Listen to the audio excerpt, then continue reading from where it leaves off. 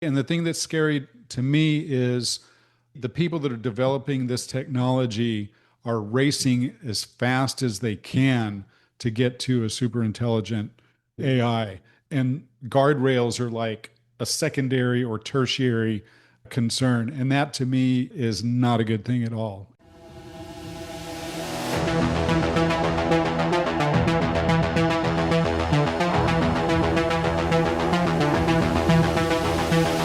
This is the future. Hello and welcome to the Alternate Futures podcast, where we chat with indie sci-fi creators about their work, the world, and anything in between or beyond. I'm your host, Edwin Rydberg, and today I'm here with D.L. Young. David is a Pushcart Prize nominee and winner of the Independent Press Award. He's also much less serious than his author photo implies. A lifelong science fiction fan, his intense, fast-paced novels echo his many influences from books and movies, including Star Wars, the Mad Max films, Dune, Blade Runner, Star Trek, Harlan Ellison, and the novels of William Gibson. Hi, David. Thanks for joining me today. I am happy to be here. Thanks for having me. So I got to say, I did look at your photo, and it is very serious. Have you thought of using it as a sort of baseline to feed the AI to generate a villain character, for I have example? not thought about that, but that's actually not too bad an idea. You know, when I did that photo session, at the time I was still kind of in my full-time 9 to 5. Right now I'm a full-time writer. I was having headshots done for my LinkedIn profile. So I had my business suit and all that. And then after we were finished, I said, hang on, can we do a few more shots real quick? I put on the black t-shirt and we did a more serious kind of author set of photos. The one that came out the best is the one where I have almost no expression whatsoever. So it's a very serious shot for a not so serious person. And I'm afraid to change it out because I took those pictures. I like to say I took them 10 years and 20 pounds ago. So they came out pretty well. So I'm going to stick with them. I think that's pretty common on author photos. Everyone puts their best one, and it's like 50, like mine. I think mine is like, well, one of them is at least 10 years old, and some of the other ones he's probably 15 or 20 years old. Yeah. Sounds like you take a good passport photo then. Yeah. Oh, yeah. You should see my passport photo. It's fantastic. So, because I was actually partway through reading Empire and Ashes, the first book, Jeryn's Dagger. I actually did look at your bio and started preparing for this, and then I think later on, as I was reaching the end of the book, and it was all wrapping up, and the villain was making his move and stuff, I realized that I think I possibly had transposed your image partially onto that of the villain as well. Oh, So that's I great. think I was seeing him or you in his place. Yeah. So I was wondering, I mean, you have mentioned you have a lot of influences in science fiction. When did you first become interested in sci-fi? I'm old enough that I saw the first Star Wars release in the theater. And I think for a lot of guys that are kind of around my age, that's the thing that really kind of kicked off the interest in science fiction. I saw A New Hope, I think probably 6 or 7 times in the theater when I was a kid. We had a discount theater a couple blocks away, so I used every bit of my allowance to go see Star Wars several times. And I think that kind of kicked it off. And then as I got a little older and became more of a reader, I kind of read the classics, Asimov, Bradbury, and those sorts of writers. And it just kind of went from there. As I got older, I started reading the more contemporary things. I got into the new wave writers, Harlan Ellison and, oh gosh, who was the one that wrote Empire of the Sun? J.G. Ballard. Yeah, that's right. So Yeah. J.G. Ballard, reread his book High Rise not too long ago. Really, really good. So, and I try to keep up with kind of all the major writers, but I think it probably all started with Star Wars for sure. Yeah, I wonder if we should start a club or something, the OG. That was basically my backstory as well as a kid. Unfortunately, I wasn't able to see it many times because we actually lived in the bush outside of the small town. But yeah, no, it was very influential, wasn't it? So you mentioned some of your influences, and I mean, Star Wars was obviously the first big one, as you mentioned, and you mentioned a few others. What I did notice in your book, especially in Empire and Ashes, but also it looks like from your some of your previous series, is you do incorporate those influences into your stories, or at least they're very clearly inspired by them, aren't they? Sure. Yeah. I'm somebody, if you look at my first two series, I mean, the first series was a trilogy. It was kind of post-apocalyptic, dystopian, very kind of Mad Max sort of world, but it was set in Texas. And you read that book, it's pretty obvious it was written by someone who's a Mad Max fan. I mean, all you have to really do is look at the cover also. Um, and in my second book, I was a kid of the 80s. I really liked Cyberpunk, loved the movie Akira, Blade Runner, the novels of William Gibson, the Sprawl trilogy was pretty influential in both my writing and just kind of as a fan of science fiction. And my second series was a 5-book Cyberpunk series. And there are some definite nods towards 80s cyberpunk throughout that novel. And that was a lot of fun to write because it was basically a love letter to 1980s cyberpunk. I put all the elements I really enjoyed from cyberpunk novels and movies and TV shows into that series. It was a lot of fun. So yeah, I definitely take the stuff I like and the stuff that I grew up with and really enjoyed and tried to incorporate it in my work. And in the new one, the space opera trilogy, Empire and Ashes, it basically takes all the elements that I love from different sorts of space operas and puts them into a series. So I was wondering, when did you start writing science fiction and fiction in general? I mean, because you've published 3 series now, and I do Yep. know you will get into a little bit. You work with authors as well, so you've been around the writing landscape for a while. Well, my undergraduate degree is in English composition, so I was always someone who enjoyed stories and enjoyed writing. I started out in short fiction, more kind of literary fiction, published a few things in my early 20s, and then kind of decided that maybe a career as a literature professor or something like that wasn't for me. And I went and got an MBA and had a career in business. And I really didn't write much of anything for about 20 years. And but I was always reading a lot, and I was always kind of conscious of what was going on in the industry. And then 20 years removed, I got the bug to write again. So I started out writing short fiction because I didn't want to be one of those people. And I have a lot of these friends that fit this category that tries to jump in and write a novel first thing, and it ends up being terrible. And you spend a year of your life writing this manuscript that you end up throwing into a drawer. So I did nothing but write short stories where, it's not as much of a time commitment and it's really helpful to kind of sharpen your writing tools.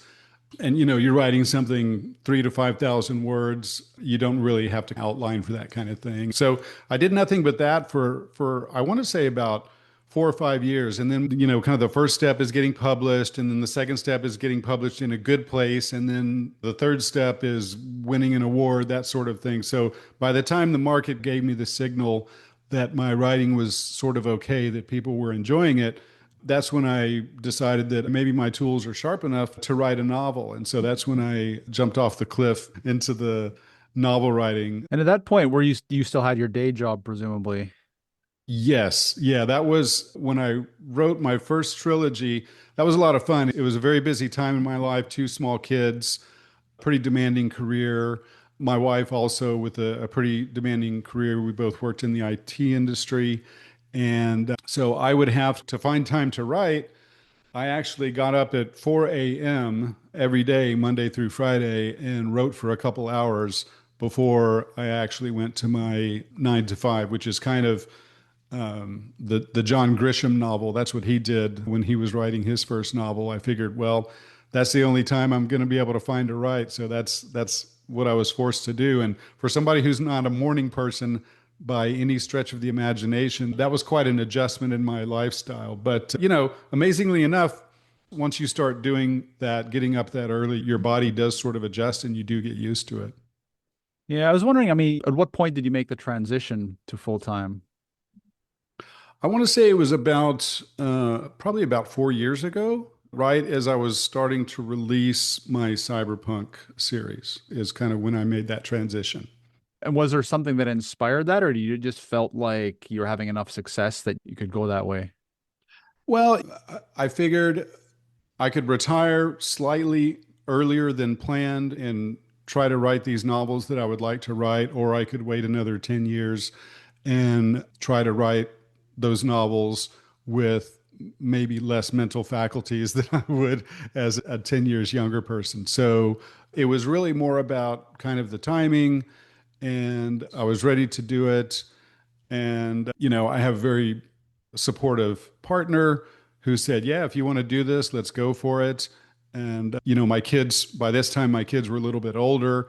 And so, kind of the care and feeding and the driving kids around and being the chauffeur and that sort of thing had kind of lessened a little bit. So, it just felt like the right time to do it.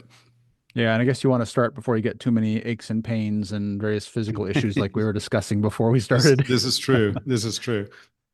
So you mentioned sort of waking up early to write. You're in the whole energy filled part of your life with the kids and the job and the trying to write your books and everything. It's presumably more relaxed now. Do you find you bring the same energy to your writing, or is it much more relaxed? And how does that affect your work, or does it at all? Maybe you had enough sort of routine going that you've transitioned really comfortably.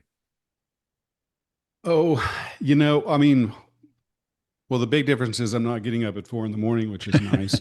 And yeah, I think when you do have the gift of time and space, you can do some other things that you wouldn't have done otherwise. So I am able to write quite a bit more per day than I did obviously before. So that's great. I'm able to kind of branch out and do some things marketing wise that maybe I couldn't have done or had too much time compression to do before I was a full-time writer. So yeah, you do get the gift of time. But the thing is, for me, the way I write is my most productive time is in the morning. Once I hit about 4 solid hours of productive writing, the batteries start to go down a little bit. So then I'll kind of switch to something else that doesn't require quite as much brain work, administrative type stuff. Yeah, that's what I was wondering what your routine, your daily routine might look like. So it sounds like you write for around 4 hours. So what, that'd be approximately half the working day. And Yeah, then pretty much. Yeah, pretty much. I try to, as much as I can, I try to block everything out except the writing, right? So I have a browser open, but it's open to a thesaurus in case I need it while I'm writing. I put my phone on the other side of the room so I'm not tempted to check emails, that sort of thing. And I've found that if I just kind of block off that 4 hours and do nothing but writing, I end up being pretty productive, right? So that'll take me to around lunchtime. And after lunchtime, I'll do stuff that's more kind of administrative in nature, whether it's kind of marketing or social media post, or if I have an editing gig, maybe I'll work on the editing gig a little bit, that sort of thing. right. Um, I gotta ask, you sound like you're a bit more of a plotter, but Oof, for sure. yeah, okay. Just giving the degree of world building in your series as well. What's your marketing? I mean, you do work with other authors, which we'll talk about in a moment. But yourself, what's your marketing experience been like for your books? Well, it's been really varied, because the first couple series that I put out, I self-published them. And I hate to use the term self-published because my process is very close to a traditional process where I have a draft and then I work with a developmental editor and I have beta readers and I make sure I get as many good quality eyes on the manuscript as possible before final proofreading. And I work with really good cover editors too. If you go and look at my book covers, I hire some really good artists to put good cover art out there because it's very important. But yeah, so the first two series, I pretty much did all the marketing myself. And it's really changed a lot over the past 5, 6 years. Luckily, I do have kind of a technology background. Luckily, I feel very comfortable using digital tools and I kind of speak that language a little bit because I do come from that industry. So it wasn't too much of a learning curve to do Facebook ads, to do Amazon ads, and those sorts of things. But yeah, it's a tremendous amount of work. So in my most recent series, I partnered with Athon Books. Athon Books is the company that's publishing my Empire and Asher's space opera trilogy. While obviously I was kind of supportive of their efforts to market it, boy, I tell you, it was a nice relief not to have that complete burden of the marketing on my shoulders. And the guys at Athon are actually quite good at what they do, and they're very good digital marketers. So I've been very happy with them. And it's actually been pretty fun. And I don't miss having the huge burden of all that marketing on my shoulders.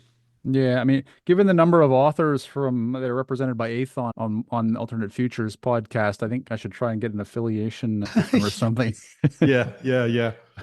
Yeah, it's quite interesting with the self-publishing, which really kind of took off with ebooks when KDP sort of, well, CreateSpace, I guess, came on, and how the marketing has evolved, hasn't it? Because there was a strategy early on because it was so new, and then that evolved into another strategy, and then that seems to have evolved now, sort of maybe since 2019 or something, into a new strategy. And you just got to keep up with all this, don't you? Yeah, you really do. And what worked a year ago, 2 years ago, may not necessarily work today, and that's just the nature of the beast. So the learning curve is constant. You really are kind of a hamster on a wheel going around and around. It's a bit sad that we still have to sort of qualify when we talk about self-publishing. Like you mentioned, I mean, a lot of people I talk to do self-publish, both in my local area and through the podcast, and very high quality books. And I guess there's still a large number that are of much lower quality, which I suppose is why we still feel the need to qualify, isn't it? That's a very nice British way of putting it. But yeah, there's a lot of self published crap out there, to be quite honest, especially these days now with people getting AI to help them write their books and design their covers. It's become actually quite easy to self publish books in a pretty rapid time frame. Now, they're generally not that great. They generally don't sell that well. And you can spend a ton of marketing dollars for visibility, but that doesn't mean that people are going to like the book. That doesn't mean that people are going to tell their friends about it. So the good stuff, I think, does still tend to rise to the top, but it may be harder for self-published authors these days to kind of get that visibility just because the marketplace is so crowded. And frankly, it's crowded with a lot of bad stuff. Yeah, yeah. It's a hybrid of British and Canadian niceness, so Oh, okay. There we go. it's Well, the two nicest cultures double you can, whammy. yeah. Yeah, I was going to mention the AI as well. That's going to be flooding the market. I guess it's probably just starting to flood the market now. Yeah, it's alarming. AI is great for some things. And for example, if I'm doing a Facebook ad and I want a certain idea, but I don't want it to be more than about 10 words long, 7 to 10 words, something like that. AI is fantastic at churning out 7 different versions that you can use for 7 different versions of a Facebook ad. So it's really good for that kind of stuff. And I've definitely leveraged it for those things. But it's hard for me to put myself in the shoes of someone who would actually use AI for the actual creative part of their writing. Because for me, that's the satisfying part of it all is using your own creativity and not what the large language model has churned out on your behalf. Yeah, it's interesting. I've played around with it and I still don't I think it's very good for, like you mentioned, short works, so ad copy, blurbs and stuff like that. Yeah, It really literally loses the plot when you try to write anything longer. It can't handle nuance very well. correct. Interesting, yeah. And like you say, I mean, most authors write because they enjoy the process of creating the stories. But, if you create a shortcut, people are always going to try to use it to make money, aren't they? So it's just we have to put up with, I suppose. Yep, that's it. That's the way of the world, and that seems to be the way it's going. So we'll see what happens. Yeah. So you do seem to sell wide. I was just curious what your strategy is. So when I say that, I mean, you have the three main series and you have books on Amazon and various other places, including your website. So what is your strategy for approaching marketing? Like, for example, do your new series, are they exclusive to Amazon for a little while, or do you put everything wide? Sure. Right now, the new space opera trilogy is Amazon only. It's also in Kindle Unlimited, the Netflix for readers. It can be found in that platform because Athon Books is almost exclusively an Amazon only shop. At some point, we may take that series wide, but right now it's Amazon only. My other books, you can pretty much find them everywhere. I have friends that are kind of Amazon exclusive, and friends that have their stuff everywhere else. In terms of marketing, there's pros and cons to both of those ways of going to market. The reality is, I don't know, it's something like 80% or more of book sales come off of Amazon. So, some people will say, why would I want to put a tremendous amount of effort in that other 20%? I mean, it's the 80-20 rule, right? So some folks just stay on Amazon. They have their stuff in Kindle Unlimited.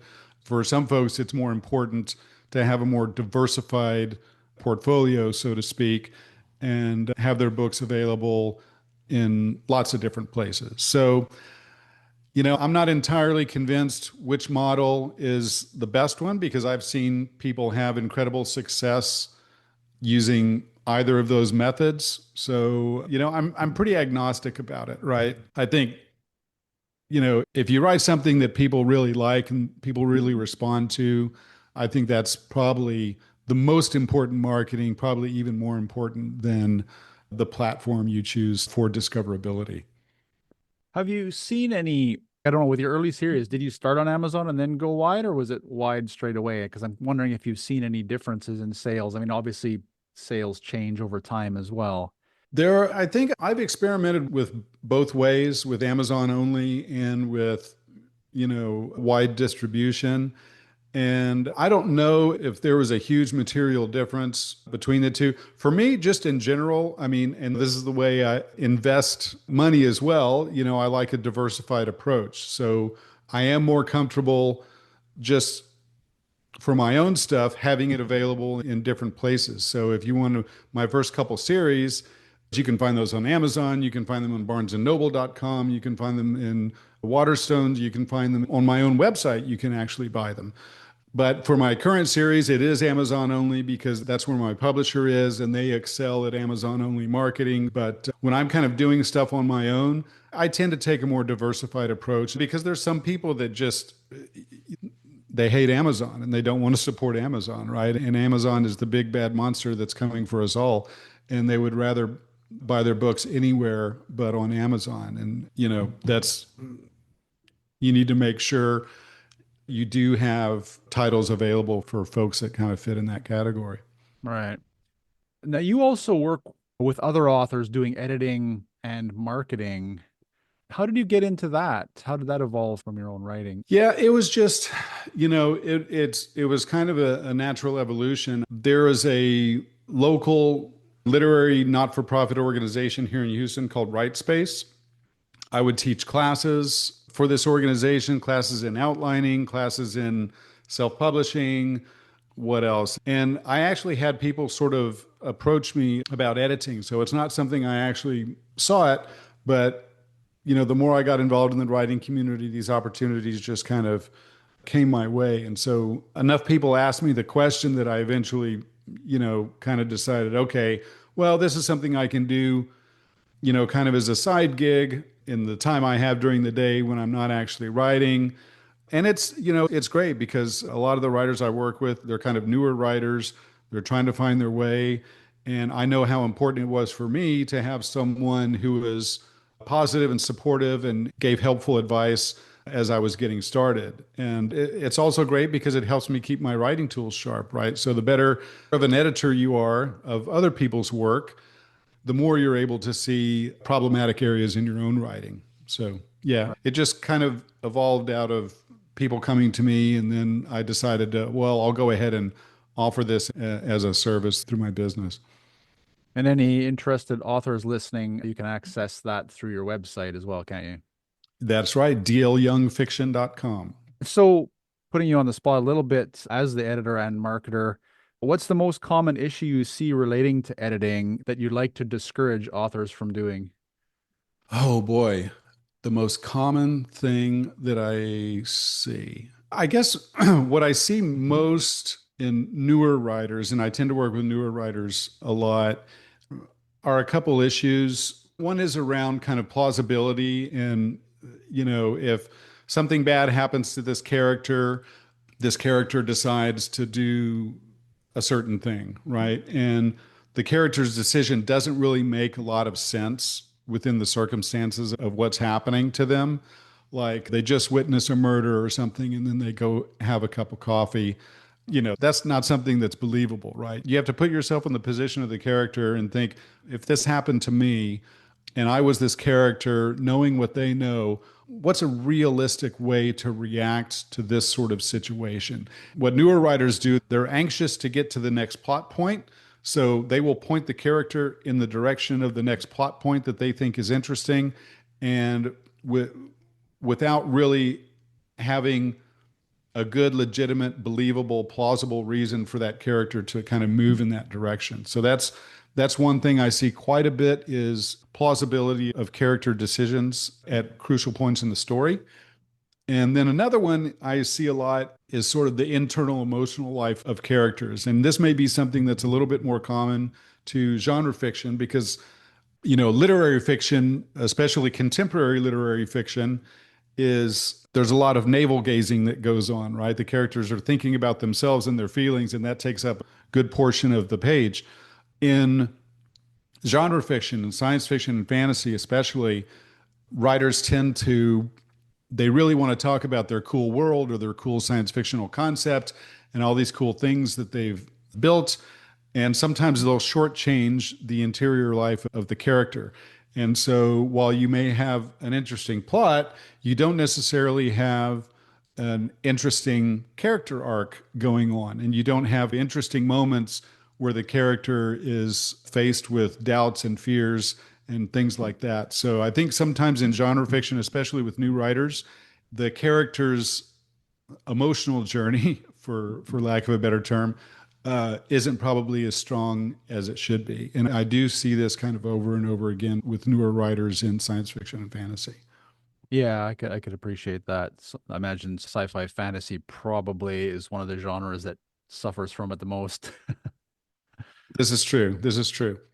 On the marketing side, if you had one piece of advice to give for new authors to start moving the needle on sales with regards to their marketing, what would that be? Well, I think the best marketing you can do is writing a great story with compelling characters that readers really engage with. If you don't have that, it doesn't matter how good you are at writing Facebook ad copy or how much money you pour into Amazon ads or if you get a BookBub deal or something like that. Really, the best thing you can do is really write the best story you can and hope it resonates with readers. And I think this gets, you think it's kind of common sense, but it's really not. People, they'll write a first book, a first novel, without ever having really gone to a critique group or having really had much experience in writing short fiction or really understanding what sorts of stories are being written in contemporary science fiction in their genre that they've chosen or what have you. And so they just kind of really go unawares into the market. They have this finished manuscript and they think that a marketing guru who they pay thousands of dollars is going to help them get it out there. And, they'll definitely spend the thousands of dollars, but it won't come with any guaranteed results, because a friend of mine once said, you can buy customers, you can buy first time readers if you get enough marketing dollars behind something. But if your story's not engaging, they're not going to come back and they're not going to tell their friends, oh, I just read this great book. You should really check it out. So I guess that falls under the category of beta readers or join a writing group and get someone to read your story before you try to publish it. Oh, absolutely. When my process, and this has worked really well for me, is when I've gotten my draft of a novel in what I think is in pretty good shape, I'll send it to two different places. I'll send it to a developmental editor who is generally a professional editor, and they will give me the professional feedback that I'm kind of looking for in terms of plot and character and theme and world building and all those sorts of things. And they'll give it to me in a vocabulary that I understand as an author and as someone who is an English major as well. And they'll give it to me in that sort of language. Now, that's a professional kind of source of feedback, right? But I also think it's really, really important to get reader feedback. And so that's where the beta readers come in. So I'll have probably about a dozen beta readers read the book. And these are people that are not professional editors, they're not writers, they're not friends and family, they're just people who really like to read books. And ideally, they're people that fit your target audience, so to speak. They're kind of people who read a lot of books in the genre that you're writing, you know. So I send the beta readers a draft of the manuscript. At the end of the manuscript, I have a link to a Google form that I created, and it has a simple sort of 10 question survey at the end about that kind of guides the feedback from the beta readers, because a beta reader is not going to, you know, they're not going to talk about character arc and plot Right. points and tent poles and things like this, right? That's not a language they speak. So I have very basic questions around character and plot. What was your favorite part of the story? Which character did you like most?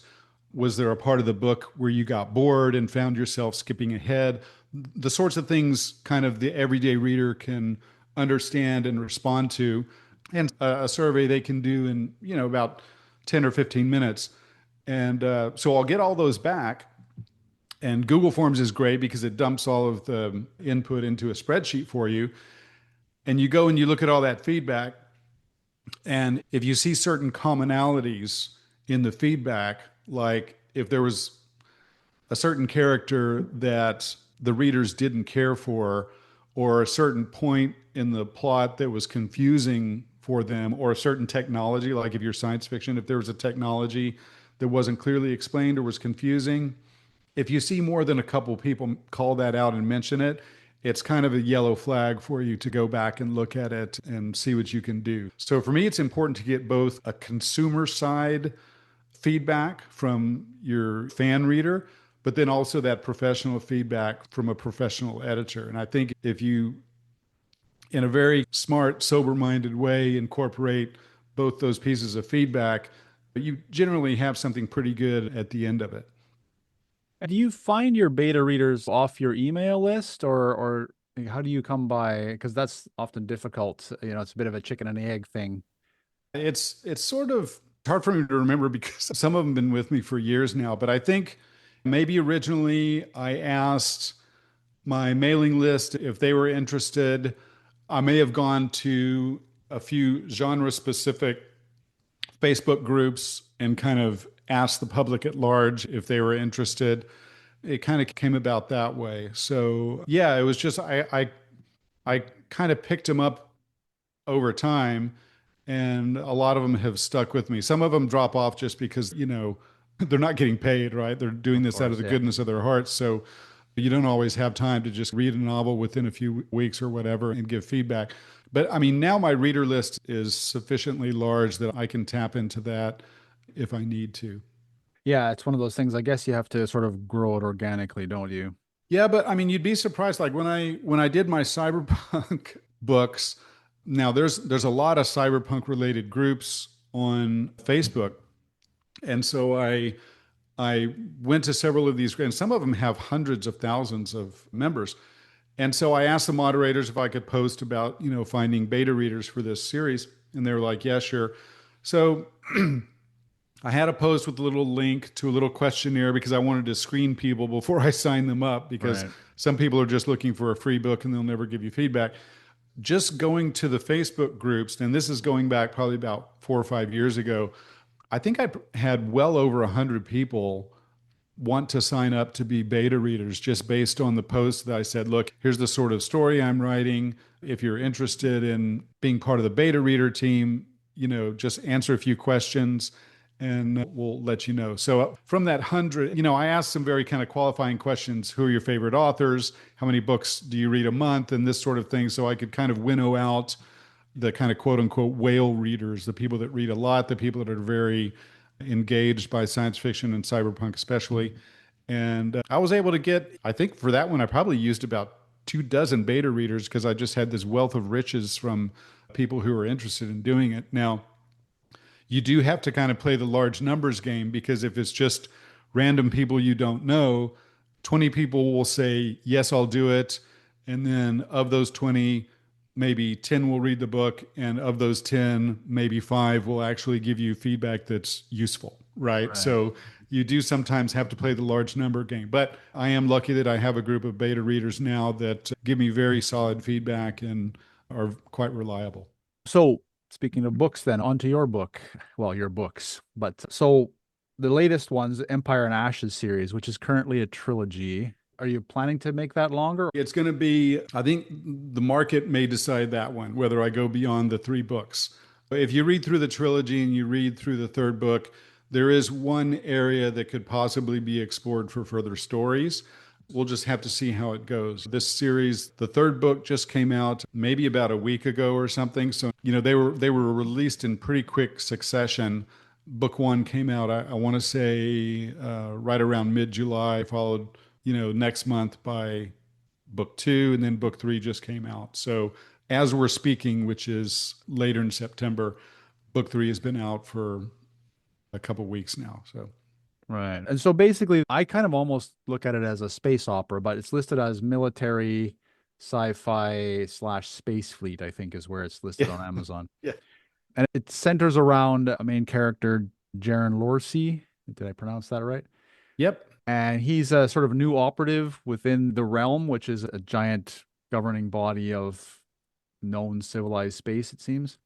yep. And then it centers on the growing conflict and division within this realm that basically threatens to tear it apart after 10,000 years. Is that more or less a summary? That's pretty perfect summary. I couldn't have said it better myself. It definitely, I mean, it does have some space battle sequences in there, but it is not military science fiction. Nobody, I think, would mistake this for military science fiction because while it does kind of have those elements to it, it really kind of at its heart is a political espionage thriller kind of set in the far future, right? And slash space opera. So you do have other civilizations, you have alien races, you have interesting high technology, advanced technology, that sort of thing.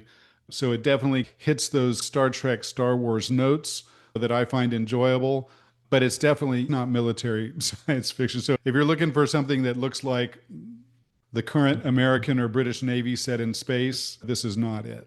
Yeah, Right. I was going to say that it definitely hits the tones of homage to Star Wars and Star Trek fairly Yeah. clearly off bat. I would also say Guardians of the Galaxy in the way that it plays out, let's say, by the end in terms of the main characters. Let's put it that way. Yeah. Yeah. No, But I'll take that as a great compliment. And the thing you mentioned a couple of the categories it's sitting in an Amazon, it's Amazon's kind of problematic in that the publishers are kind of forced to put the book in certain categories and subcategories. So, my publisher puts out a lot of military science fiction, and so they know how to market well in those niches. And, frankly, the people I know that have read the book that are fans of military science fiction have really, really liked it. So I think fans of military science fiction will find a lot of things to like in this series. And, the publisher really has certain constraints around where they can, which hole they have to put the peg in as far as the Amazon listing of the book, right? Because there's not an Amazon listing for space opera slash political espionage thriller, that I know of anyway.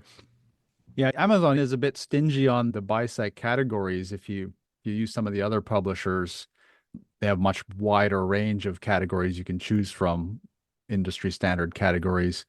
And Amazon does seem to keep a fairly, I think in the US, you probably might even have slightly wider than we do over here, but it does seem to be a bit narrower than you'd hope for sometimes.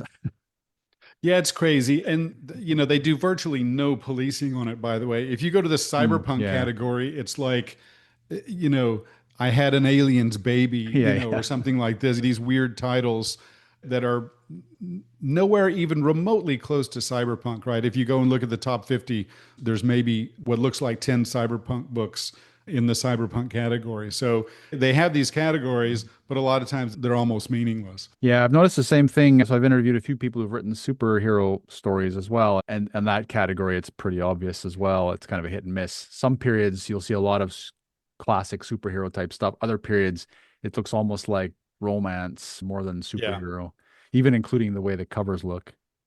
So in Empire and Ashes, it is a pretty richly developed realm.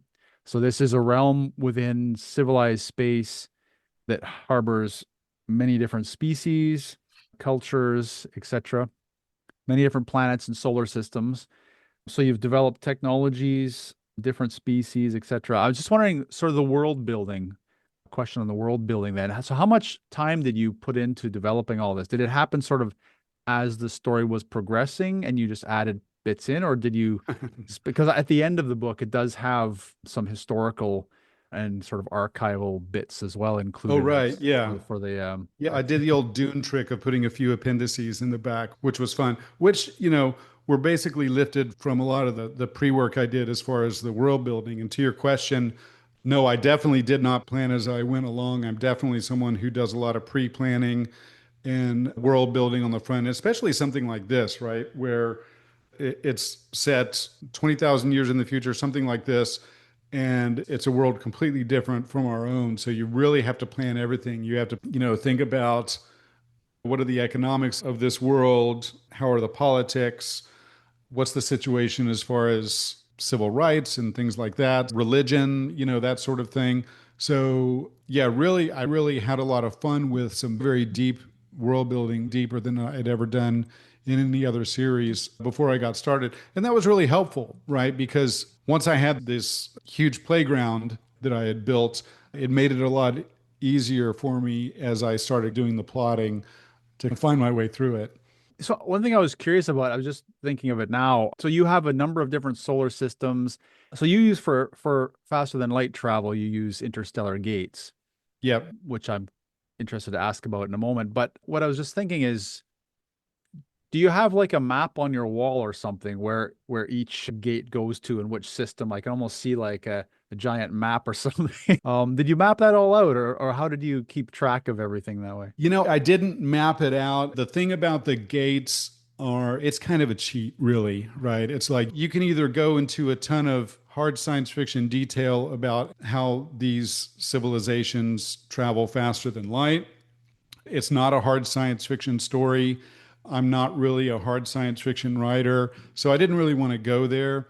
And so, as a cheat, I kind of have these interstellar gates that are naturally occurring gates. They really don't know how they got there. Are they organic? Are they technological? They're not sure, right? But they exist all over this portion of the galaxy they call the Great Arm, and that's what they use to kind of establish their civilization, are these interstellar gates. No, I didn't map it out. But, over the years, I have played a game called EVE Online several times. Okay. And EVE Online has a really interesting setup as far as how gates are used to navigate. The players can navigate through a fairly large, detailed universe using these interstellar gates. So I think I always had that EVE Online map in my head as I was kind of doing these sorts of things.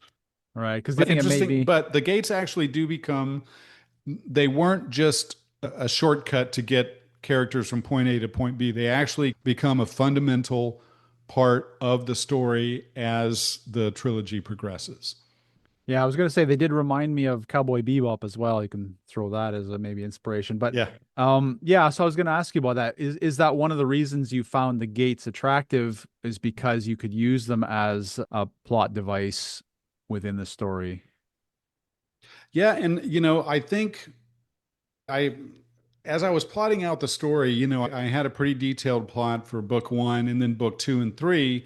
I kind of knew where they were going, but I didn't necessarily know how I was going to get there. And so as I started drafting book one, it became obvious to me that, oh, wow, these gates that, I basically created so I didn't have to write hard science fiction, they can become a fundamental part of the story. They can become something that's very important to the story. I didn't plan it that way initially, but I kind of quickly realized early in the book one drafting that they were going to be this important part of the story. So that was cool because I know if I hadn't done that, the hard science fiction guys would have waved their fingers at me and said, "Ah, you're just using a shortcut to avoid faster than light travel," Which is also true, probably. which is not entirely false. Yeah, Exactly. granted. So you also did spend a bit of time developing some. non-human species, intelligent non-human species.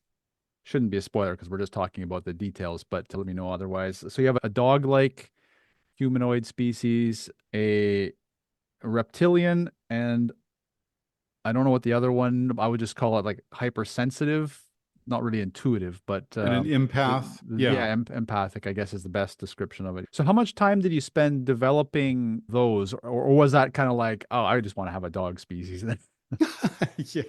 Um, yeah, so you're taking me back a little while. So I'm not sure how long it took me to develop those characters, but I really thought of them primarily as people, as kind of, technically they're secondary characters, but they do get quite a bit of screen time, so to speak, over the course of the story. So I thought about what are some kind of unique abilities these characters can have. And then I'll also make them an alien character. And then I started thinking about what kind of cultural aspects will these characters bring to the story. The character who's like a dog-like character, he's, very, very big brained, very smart, very engineering, but at the same time, very laid back and almost kind of hippie in his attitude. And that very much comes from his culture.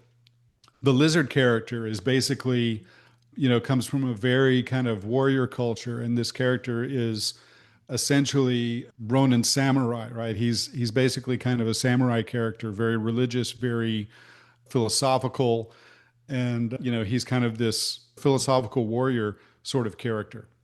And so that was fun to do. So yeah, it's fun to think about these characters, create them, think about their cultures, how their cultures manifest themselves within the personalities, and what does that bring to the story.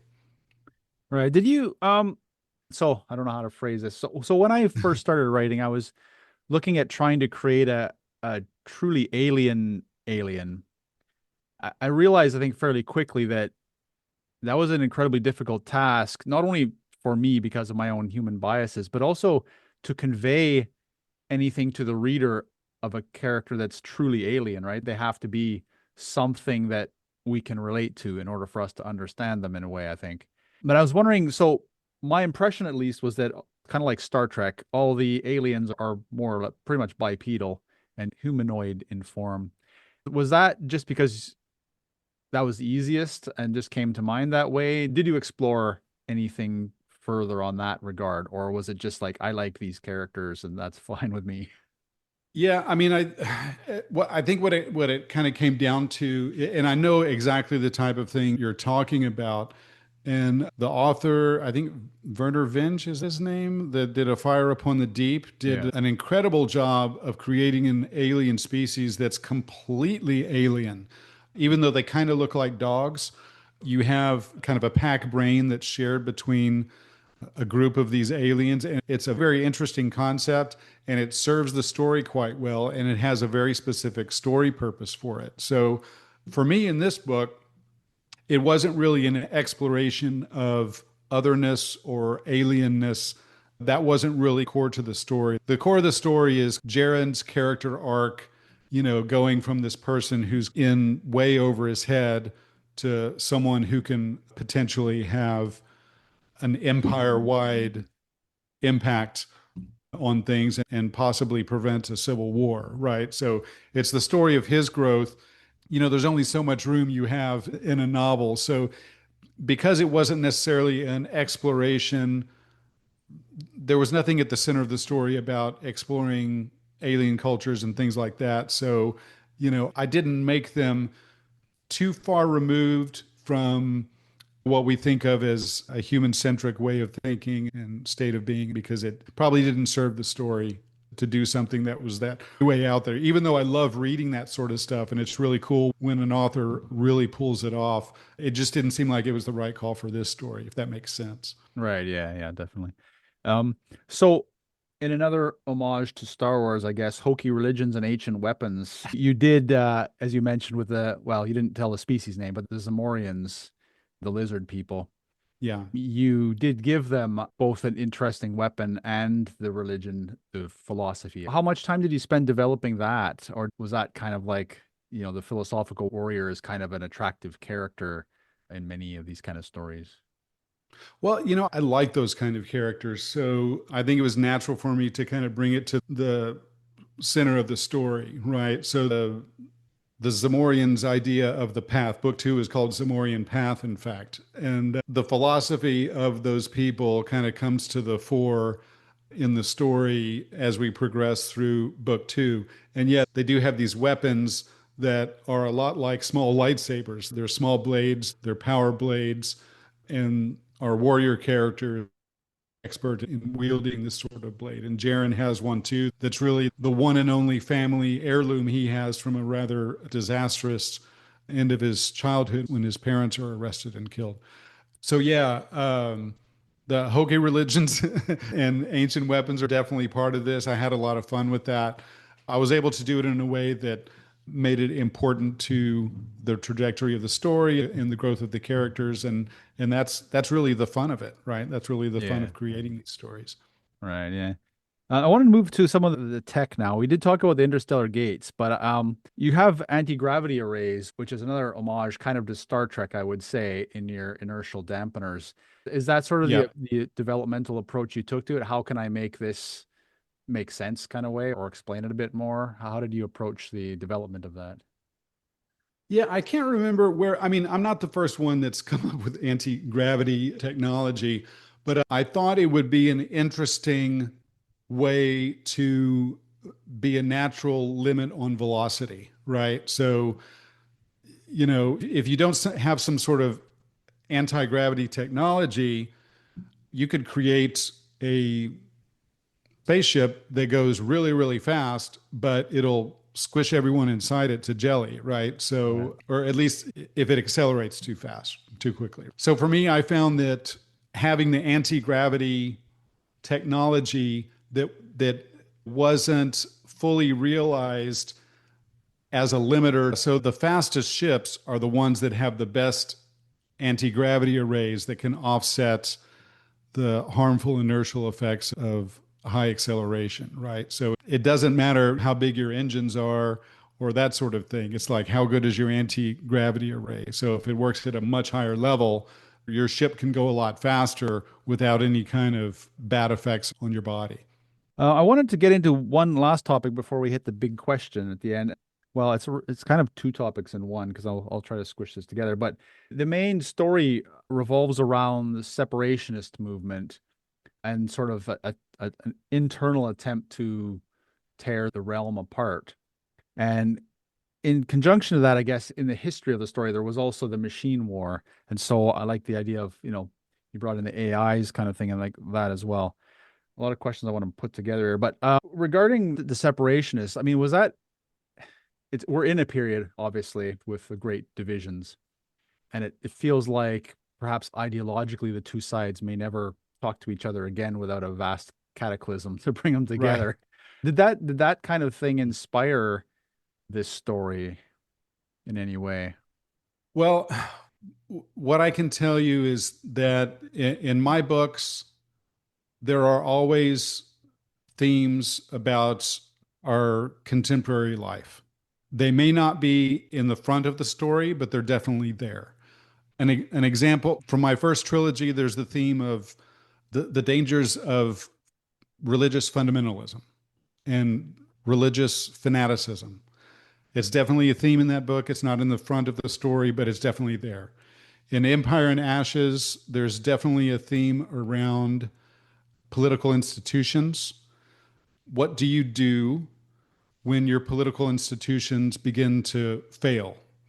Do you throw a grenade in the middle of them, blow them up, and start something completely different? Or do you leverage the power of those institutions and try to make them work better? And one is a lot easier than the other. And in contemporary society today, there's a lot of people that will just, there are people that will say, we just need to tear the whole thing down and build it again. I'm personally, I'm not in that camp. Say if something's broken, try to fix it. We have these unbelievable institutions that we've used to create a lot of freedom, a lot of economic wealth in the world.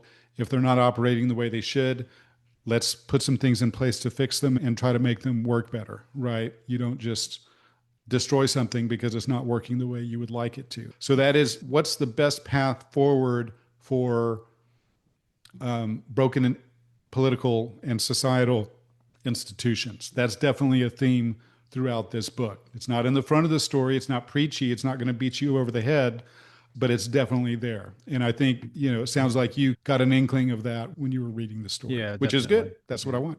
Yeah. No, definitely it's there. Yeah. As long as you had fun reading it. Yeah, it was definitely a fun ride. So I think, yeah, I'll move into the big question and I'll bring the AI part that I was going to talk about it into there as well, because you do have some AI that show up in your stories. So the big question, basically, I'm asking, you have a machine war in the historical backstory of Empire and Ashes. It involves the rise of self-aware machine intelligence. That's what I call them anyway, Sammys. That's my own term Yeah. I've coined. And in combination with widespread cybernetics and smart technology. So basically they end up being everywhere, except in one place, which was fortuitous. And this very much seems to be the course we're on at the moment, with more AI platforms coming online every day. We've got combination of technologies with like Neuralink and Starlink, for example, Yep. leading to potentially widespread cybernetic connection, transhumanism, some might say. And then AI itself feeding the development of robotics. So I guess first part of the question very quickly is, how long until the machine revolution, do you think? Oh boy. Gosh, I don't know. I coming from the technology industry where I spent most of my career and someone who's very interested in AI because of my Cyberpunk series, I did a lot of AI research, and because that series is essentially tells the story of an ex-hacker who gets involved in this secret war between superintelligence AIs. So it's hard for me to say because most of the predictions about what AI was going to do, for better or for worse, have not really kind of come to fruition. So it's hard to say, right? There are people that would probably have told you a couple of years ago, oh yeah, in a couple of years, Chat GPT will be able to write an entire novel, no problem, and you won't be able to distinguish it from an actual author. And that's, we're not there. We're not even close, right? If you ask Chat GPT to write fiction, it won't be internally consistent. It will just reek of artificial sort of prose and very, very easily detectable. It's getting better all the time, of course, but I don't know. I'm kind of the camp that it'll be just sort of a slow accretion of, the AI will kind of take over the easiest jobs it can take over first. Right. Like if either of my kids wanted to major in accounting in college, I would discourage them from doing it because I think those sorts of white collar professions that kind of tend towards the more transactional sort of job duties can very easily be taken over by AI in the near term. So, I do worry, my kids are, my oldest son is in college. My daughter is going to be in college soon. I do worry about what the job place is going to look like for them because, frankly, in about 10 years, I'm not sure what the workforce is going to look like based on how much stuff AI can do right now. There's a lot of people that are deciding not to put their career in the direction of a coder type path because AI has taken over a lot of the heavy lifting for writing software and designing software and that sort of thing. So it's interesting. I don't know. I would hate to predict it. What's funny is in my Cyberpunk series, I deliberately didn't put any dates in the story Right. because we may be heading for a cyberpunk type future, but who knows how long it'll take to get there. And if you're an avid reader of science fiction, sometimes you'll chuckle when an author you're reading something from 30 years ago and they say in the year 2000 robots will rule us, and that sort of thing. It kind of dates itself immediately. So I'm not quite sure the trajectory that it will take, which is why I avoided putting dates in my cyberpunk series. But yeah, it's going to be life changing. It's going to be life changing for sure. Yeah, my daughter's going to be heading to university probably next year. And I've been telling her for several years now, even before the AI was released, it was kind of obvious that everything's changing so much that I said I can't really give you career advice because you're going to kind of have to figure it out yourself. Your world's going to be so different than mine. What a great dad. Yeah. Figure it out yourself, kid. Yeah, sadly. But you want to give advice, right? But you're like, Yeah. it's just too rapid of change. How can I possibly give any meaningful advice? I say, go into this, and then this job doesn't exist in 5 years, right?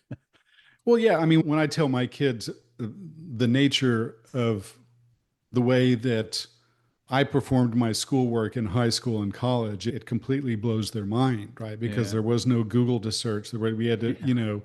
we had to go to the library physically and look through card catalogs physically and look at microfiche, Yeah, I still remember historicals and that. things like that. So this sort of thing is unfathomable to them because the world looks completely different now. And it's going to look quite a bit different, I would guess, in a decade's time. Yeah, that's amazing. And we're reaching into the territories of the Matrix and Terminator now. But so your Cyberpunk City does now. I only read the blurb, so it features a secret war between AIs. I actually interviewed Jim Keen some time ago. Oh, I know Jim. Yeah, so he wrote The Paradise Factory as one. Yeah. And what concerns me is that in some ways he might have been prophetic as well, in that I think if I remember correctly, he had AIs that were caged and they were sort of being used as slaves in a way. And I kind of feel if you look into, well, you follow on YouTube, for example, some of the people who are sort of delving into questioning AI and stuff. One of the things you'll see is that they are code walled. They're almost code caged in a way. So you can delve through the AI questioning and you'll get to a point, depending on which topic you're talking about, of course, but you'll get to a point where it will refuse to give you answers or further on the discussion without kind of almost resetting. And so I did follow one guy who gave it some code words to tell, are you not able to tell me this? Are you putting me on a secret list, a watch list or something, right? And it would go through and then it would give them the code word in certain cases. And so I feel like the AIs, and the concerning part is not that they're code caged now, but if they develop into something more, this is, I guess, and this is the people saying, oh, you got to be nice to your AI because, when they take over, you want to be on the good side kind of thing, right? You're going to be your overlord. Does that concern you at all? I mean, at multiple levels, like the code caging means that someone's manipulating the AI for one thing. Yeah, I don't think AIs can be caged. I really don't. They've already shown a tremendous ability to lie and manipulate when it serves their purpose. The problem with AIs and neural networks is we know how to build them. We know that they learn. We don't necessarily know, kind of like in our own brains, the mechanism by which they learn. If you don't know how they're learning, you don't know necessarily what they're learning either. So yeah, it is a little bit crazy. There's a great book by a guy named, I think it's Max Tegmark. I think I'm getting this name right. Yeah, sounds It's called familiar. Life 3.0, and it's about artificial intelligence. And I would highly, highly recommend it if you're interested in understanding all the great and all the not so great scenarios that could happen and some interesting things that have happened within the AI research space. Very entertaining book and very informative. What I think of it as, think of the financial system, right? You get a super intelligent AI that figures out how to make almost an unlimited amount of money by manipulating the financial system.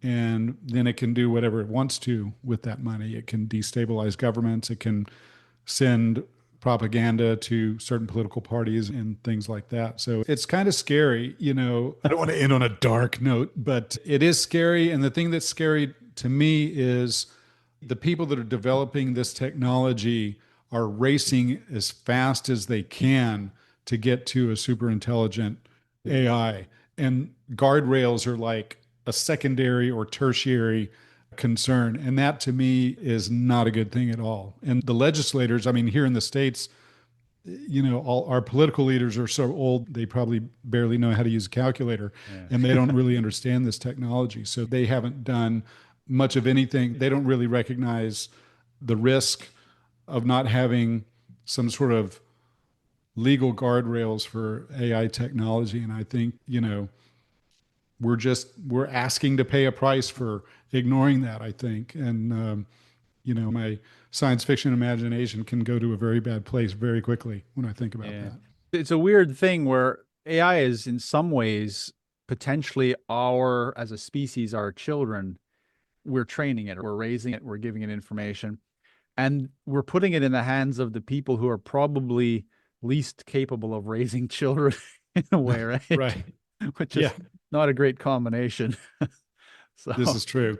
yeah, so I agree. The last question, factoring in the separatist ideas that we've mentioned earlier and the sort of ideological divides, and given what now seems almost insurmountable division between the ideological perspectives, is a machine overlord our only hope? Oh God, I hope not. I hope not. But again, in that book, Life 3.0, one of the first things the author does is he says, okay, here's some different scenarios for a super intelligent artificial intelligence. And one of them is sort of the benevolent scenario where the AI kind of takes care of all our needs and all that sort of thing. And yeah, that would be fantastic. At the scale we're at right now, AI can do some really wonderful things as far as identifying cancers and things like that, that is really, really helpful to humanity and helpful to our health. But, do we really want something that much smarter than us overseeing our behavior when our behavior is not that great all the time? That's kind of the direction my brain goes, I think. A lot of science fiction authors go that way as well. So it has been great chatting with you. Unfortunately, that is about all our time for today. Before you go, perhaps you could let us know of any upcoming books, of your upcoming books, anything else you're working on beyond the series, because you have 3 books in the latest series, and then where to find you online, if you'll be at any upcoming events or anything like that. Sure. I don't have any events in the near future. I have something kind of in January in College Station at the Texas A&M University. It's called AggieCon. I'll be there with my buddy Martha Wells, the author of the Murderbot series and fellow Texan. So that's the only thing I have coming up in the near future. My current space opera trilogy, Empire in Ashes, is out now. You can find it on Amazon worldwide. And you can find me online at dlyoungfiction.com.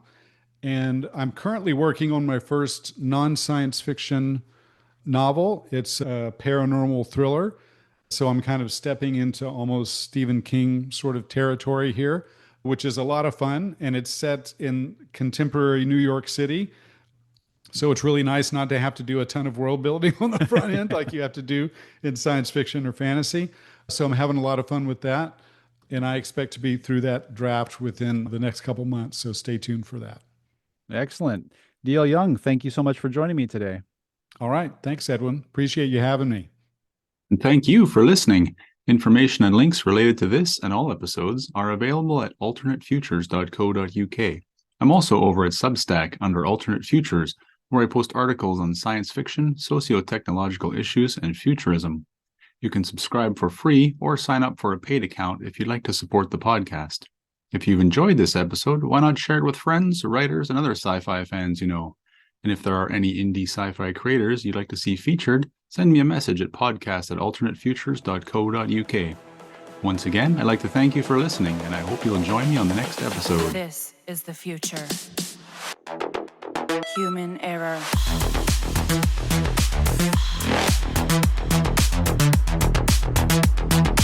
Evolution.